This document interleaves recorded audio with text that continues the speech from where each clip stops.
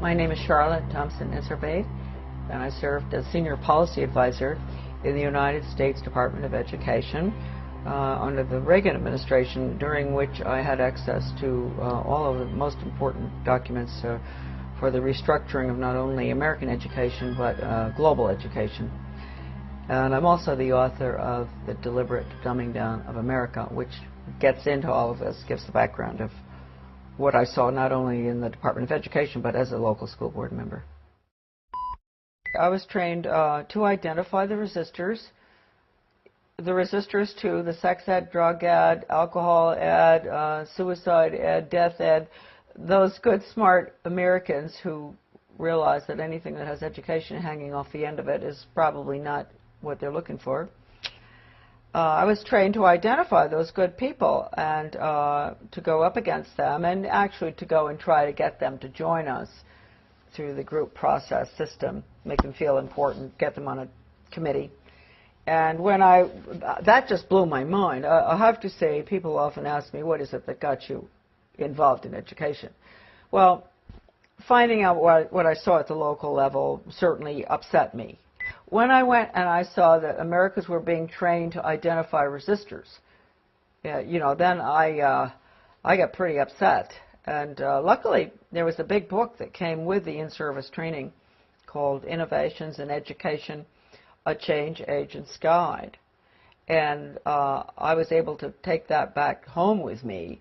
Unbelievable examples of how to con the Christians and different people who are upset with what you're trying to do, how to bring them over to your side, case studies, true case studies of educators who had put programs in that normally, you know, in a normal American town, nobody would want them.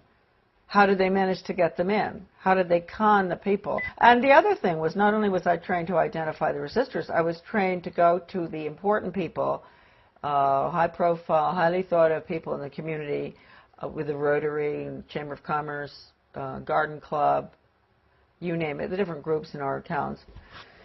Go to them and convince them of the importance of these new programs like sex ed, drug ed, I just mentioned all of them, and to get them on your side, because when you can get the leadership in a community to go along with it, then the newspaper comes in and says, you know, a committee's been set up with the head of the Rotary and this and that, and they're all getting behind this task force to discuss whether we're going to have a new sex education program.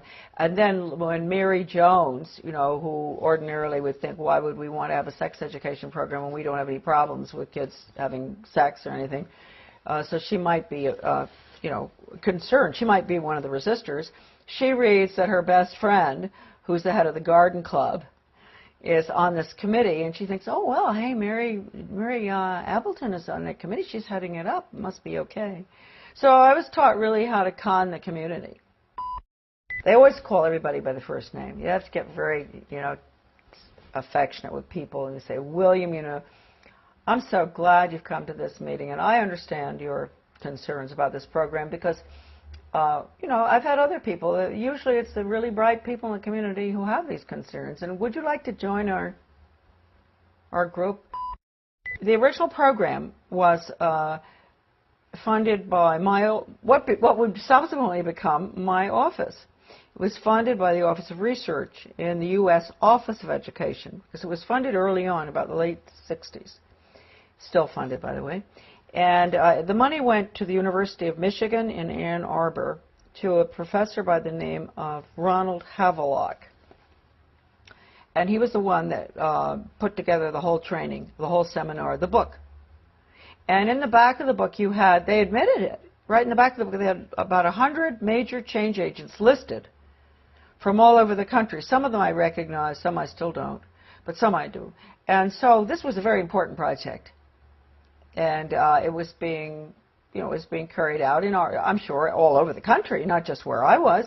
This was in Searsport, Maine, this lovely little town on the coast of Maine, in the school there where the guy came in, the facilitator, not Professor Havelock, but a facilitator, to train us.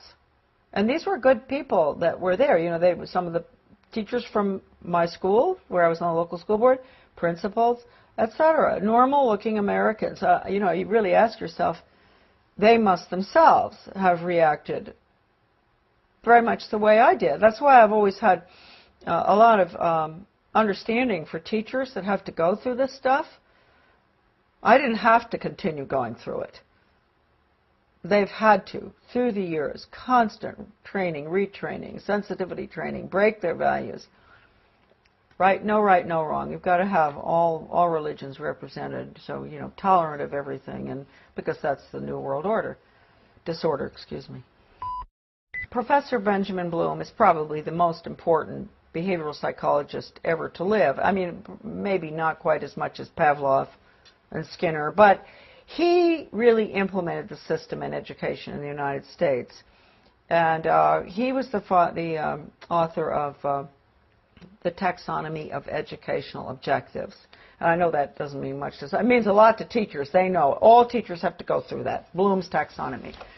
And just to give you an idea of how blatant they are, Benjamin Bloom said the purpose of education, and I often say this to parents, really, listen to this. You think the purpose of education is reading, writing, and arithmetic? The purpose of education is to change the thoughts, actions, and feelings of students. And then he goes on and he says, he defines good teaching, and this is even worse from the parental standpoint, as challenging the students' fixed beliefs. And then, in some of his works that I have, that are in my book, a lot of this stuff is in it. When he says challenge, does he mean challenge or does he mean change? Change their fixed? Yeah, through challenging. It's through challenging. You go up against them, and you change them. And you asked a good question, because then he goes on in one part of the taxonomy that is in my book. He says that he can take a student from here to there, from a belief in God or his country or whatever, to being an atheist and not believing in his country in 1 hour. Did he do that? Oh, yeah, he does it. And I've seen it with students. I've seen it with young people.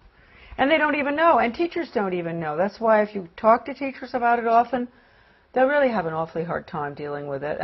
And if you go up to a superintendent, an educational administrator, superintendent or whatever, and you ask him or her, have you ever been through sensitivity training? They'll usually crack up because they went through it. They're the worst, those programs. I've been through them. I mean, how can anything be worse than some of the ones that the regular classroom has? But they're the worst. What do they teach the children? To bring about change. They put them through role-playing, psychodrama, all these psychological techniques where they play the part of starving children, and the other one plays the part of a very wealthy industrialist child. And, you know, they bring about the attitude and value change through the emotions. You know how young people are. You know, they're naturally very altruistic, and they want to help, and they don't like to see poverty around the world. And so what they'll do is, just like I think I mentioned to you earlier, or I don't know whether I did, going into the teacher, putting in the new social studies program in our community and walking through, taking the little tots through town and identifying big rich people's houses and small poor people's houses. That's a perfect example of what I'm talking about. Getting them young and making them feel sorry for the people who live in the trailer across from the captain's house, because they only eat hot dogs, not steak. And then they'll do the same thing with Ethiopia or wherever, some third world country, showing them the children dying, and then they'll show pictures of our affluence. And what do you eat for breakfast? Oh, you have eggs and bacon and cereal and orange juice and grapefruit and everything. Yum, yum, yum. Do you really think it's fair?